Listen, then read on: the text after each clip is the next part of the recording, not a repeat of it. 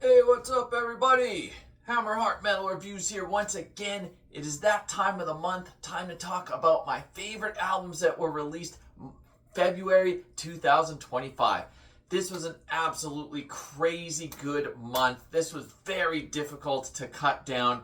I'm limiting to 15 because that's what I'm doing this year, just these monthly lists. I'm going to try to just list off my 15 favorites, but this month I could have easily listed 20 to 25. There's a lot of other ones that I'm not going to be talking about that are still definitely worth listening to, but I'm just going to talk about my 15 favorites.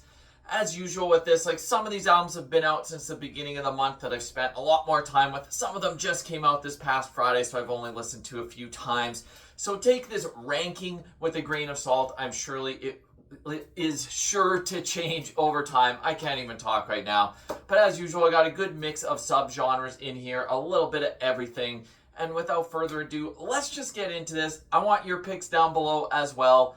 Give me your favorites that came out this month. Let me know which ones I've missed that I should go check out, because I always like exploring more stuff. So here we go. Coming in 15th place, I'm going with Tubal, Cain and their album Slime Abyss. So this is some USA black metal, but when I say that, the music here is very much in the like traditional heavy metal style, but with black metal vocals. The vocals are very strange, actually. It's got this old school approach with like classic heavy metal riffs and melodies, and then these odd black metal rasps over top. I think there's dual vocalists, maybe a husband and wife if I'm not mistaken. And this is a very short and to the point album. It's like less than half an hour. It almost feels like an EP, but it's a very fun album. Even if the songwriting is maybe very simplistic, it's just a fun time to listen to. Definitely worth checking out. Up next, going with Unreqvited and their album A Pathway to the Moon. So this is a one-man band from Canada. This is some post-black metal with ambient as well. It's got a really nice balance of these like harsher black metal moments, but then these serene, beautiful, soft singing moments as well. It's got the ambience and atmosphere that just draws you in. This would be for fans of a band like maybe early Alcest. It's got that kind of like post-black shoegaze feel to it in parts, but then it's still got the harsher edge to it as well. All in all, a very well done album. Up next, going with Sepulchral Curse and the new album Crimson Moon Evocations. So this band is from Finland. They play blackened death metal, but when I say that, they also have brought in a nice dose of doom on this album with these really sorrowful melodies sprinkled throughout. Like, yes, it's got the crushing blackened death metal, but it slows it down in spots too and brings in that doom influence. And I just really dig what this band is doing. There is one drawback. I will say the vocals are a little one note throughout. It's kind of just guttural approach throughout. Not really any variation there. I would maybe like him to switch it up a little bit here and there. But other than that, like musically, I'm really digging the style here, combining these different influences, and all in all, a very good album. Up next, I'm going with Gràb and their album Kremess. Probably mispronouncing the band name and the album name. This is some German folky black metal. This actually features the original vocalist of Dark Fortress, who was on their first couple albums, and I absolutely got excited when I read that he's in this band, because I love those first couple Dark Fortress albums. Look at this album art as well. If that doesn't just appeal to you right away, then I guess don't listen to it. But I see that and I'm immediately interested. Then I looked up about the band and was even more interested, and it fully delivered on the hope that I had for it. It's really got this unique songwriting. It's unpredictable. It brings in some different folky touches. It's got great riffs and melodies. Another one that I just really dig a lot. Up next, going with Retromorphosis and their album.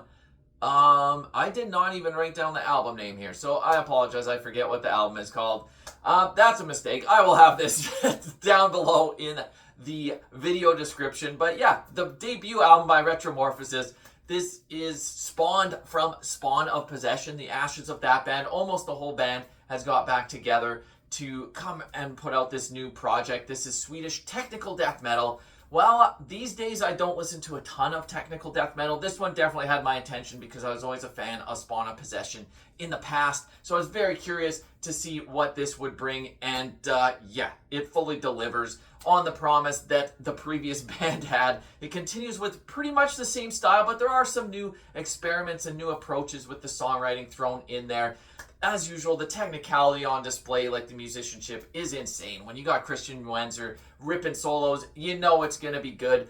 But a lot of tech death that doesn't appeal to me is because it's just way too much wankery. But here, well, it's got the, you could say, wanky solos and technicality. They've got these meaty riffs to fall back on. It's not just about how technical they can play. They actually have solid death metal riffs going on, and that's kind of what sets this apart as a really good album. It just missed out on my top 10, but as I spend more time with it, I'm sure it could rise into there. All right, now we're into the top 10, the best of the best for the month of February, which was actually hard to narrow down because this month was crazy good. As you can see, the 5 albums I just talked about were all very good, and they didn't even crack my top 10.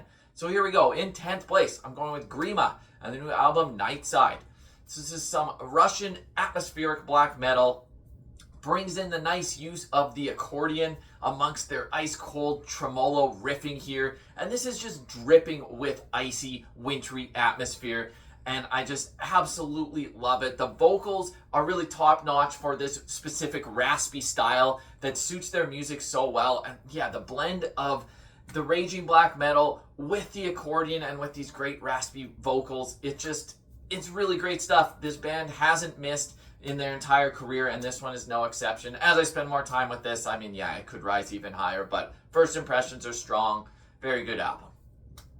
Up next, another album that just came out, and that's Owlbear with their album Feather and Claw. This is some traditional heavy metal from the USA. What really stands out to me on this album is the guitar work. This has riffs for days, and the solos are exceptional. The guitar work just really shines here. This is old school heavy metal with a modern flair. And this would be for fans of bands like Visigoth. Like, if you like your traditional heavy metal a little nerdy and like fantasy oriented, then definitely go check this out. It's just really solid from front to back. A lot of crazy catchy songs. Awesome, awesome stuff. Up next in 8th, we're going to switch to some power metal with Avantasia and their new album Here Be Dragons. So a band that probably needs no introduction. Tobias Sammet from Edguy split off from that band a long time ago to do this like passion project of his, just really power metal mixed with hard rock. It's just a grand spectacle, always bringing in a ton of different vocalists. I absolutely love the first 2 Avantasia albums, Metal Opera Part 1 and 2, but then the rest of their discography has been a little bit hit or miss, at least to me. There's always, on every album, there's songs that absolutely stand out that I love, but then the last few albums have had like some great songs and then some that I don't necessarily love, and this one kind of falls into that camp as well. But when I say that, the standouts here really stand out, and there's more here that I like than that I don't like. There are still definitely a couple songs here that I think missed the mark, but overall, this is a very good album. Way better than their last one, in my opinion. It's a little bit more of a stripped-down approach, not as bombastic, and it's all the better for it. You got songs like The Moorland at Twilight with Michael Kiske from Halloween. Anytime he's involved, I'm going to be interested, and he kills it like he does on every Avantasia song that he's part of. Avalon featuring Adrian Cohen from Seven Spires is an absolute standout on this album as well. All in all, like I said, I wouldn't say front to back this is an amazing album, but the standout tracks still make it worth listening to, and I will definitely be spending some more time with this album. I dig it on my first impressions. Up next, going with Dawn of Solace, and their new album Affliction, Vortex. So we're going back to Finland this time with some melodic doom, with some death elements, and it's got like a really gothic flavor to it as well. This is a guy from Wolfheart doing pretty much everything, all the instruments and songwriting, and he does the harsh vocals, but then he brings in a different vocalist to do all the clean vocals, and that's what really stands out here, are the clean vocals. He absolutely kills it here. It's just got that mournful Finnish sound like down perfectly, blending those gothic doomy influences with the more death doom side of things as well. And this is just an outstanding doom album from front to back. I'm really liking this one a lot. Finland puts out so much good music. Maybe I should move there. I don't know. But no, I would miss Canada too much. But nonetheless, Dawn of Solace in at 7th. There's going to be a couple more Finnish albums coming up. Spoiler alert. But Before we get to some more Finnish albums, we're going to go with another power metal album, not from Finland. This one is Majestica with their new album Power Train. So this is some Swedish symphonic power metal. This is just a melody overload. There is so much good guitar melody on this album. The vocals are great as well. It's got that high pitch that you're looking for. This is just European power metal. Like, if you're a fan of European power metal, you will eat this right up. It's got that style down to a T. Maybe this isn't a unique or original album like in any means. They're kind of just paying homage to the bands of the past, but they're putting their own modern touch on it. And when it's this well executed, it doesn't always matter if it's not super original. They're just playing music that they love, and this is just an absolute joy to listen to. It puts a smile on my face. Musicianship is top notch. The vocals are great. Probably my favorite power metal album of the month. Now we are into the top 5.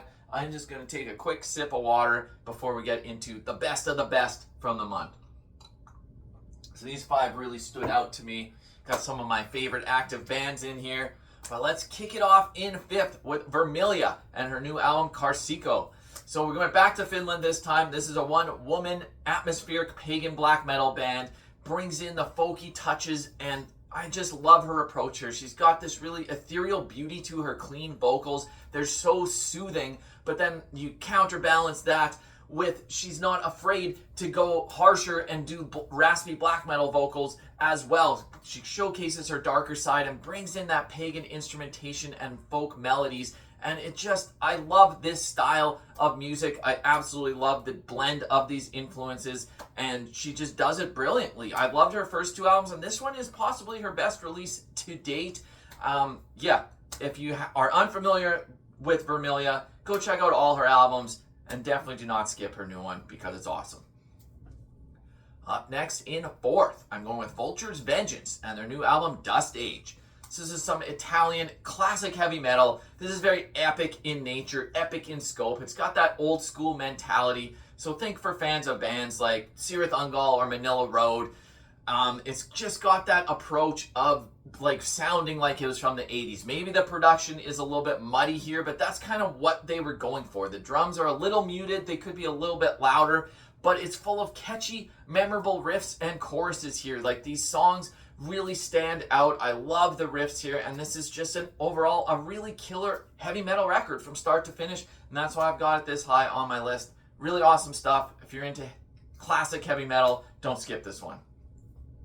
All right, now we are into the top 3. If you've watched my channel before, these top 3 are probably not going to be a surprise. These 3 are bands that I have talked about on countless occasions on my channel. So I had high expectations for all 3 of these next ones coming into this month. They almost had these spots set in stone without me even listening to the albums. But there's always a chance that maybe the albums would be disappointing. Glad to say none of these 3 disappointed me. If anything, they exceeded my expectations. But without further ado, let's just get into this. My top 3. These could change order over time. We'll see. But for today, in 3rd place, I'm going with Saor and their new album, Amidst the Ruins. So Scottish one-man atmospheric black metal with a nice dose of folk.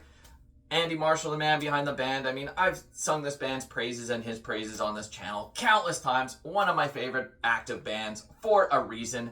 Really a band that brings in their heritage and their home atmosphere so well that it just transports you to Scotland when you listen to this music. I've never been disappointed by any of these albums, and this one is no exception. What else can I say about this band at this point? With this album, compared to the last one, he really did return to more long-form songs, where the last album kind of saw the average runtime of a song cut down significantly from the past. This has brought back the 10-plus minute epics, and it's all the better for it. This is just captivating and enthralling all the way through. If I was going to nitpick, I will say the one song, Sylvan Embrace, which is kind of like the acoustic soft song on this album, which I really do like, but I do feel it maybe could have been trimmed a couple minutes. It kind of drags on a little bit. That's my one nitpick here. The title track here is amazing, really front to back. This is just Scottish brilliance. Absolutely love it. It's in 3rd place for today. Up next in 2nd, I'm going with Havukruunu and their new album, Tavastland. So this is pagan black metal from, once again, guess it, Finland. A lot of Finnish representation here today. Another one of my favorite active bands, especially in terms of black metal. This is just epic as hell. It's got the sorrowful guitar tone that they are just known for at this point, but really bringing in like a heroic and triumphant feel to it as well. They just know how to write riffs. It is full of triumphant riffs that still feel epic yet sorrowful at the same time. You've got blasting drums, great harsh black metal vocals, but then these backing choirs that just elevate the epicness here all the way up. It just amps it up. It's brilliant stuff. Like I said, they just really know how to compose songs. I love their approach. They have yet to disappoint as well. Every single release they put out is top tier stuff. Like I said, with some other albums, this one literally just came out on Friday, so I haven't spent a ton of time with this. In time, this could rise to #1 for the month.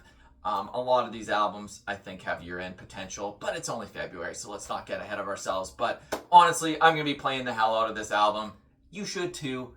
That's why I have it high on my list. And that just leaves once again, one of my favorite active bands. Not going to be a huge surprise if you have watched my channel at all in the past, but if you haven't, definitely go check this band out and check out this new album, Ereb Altor, with Hälsingemörker.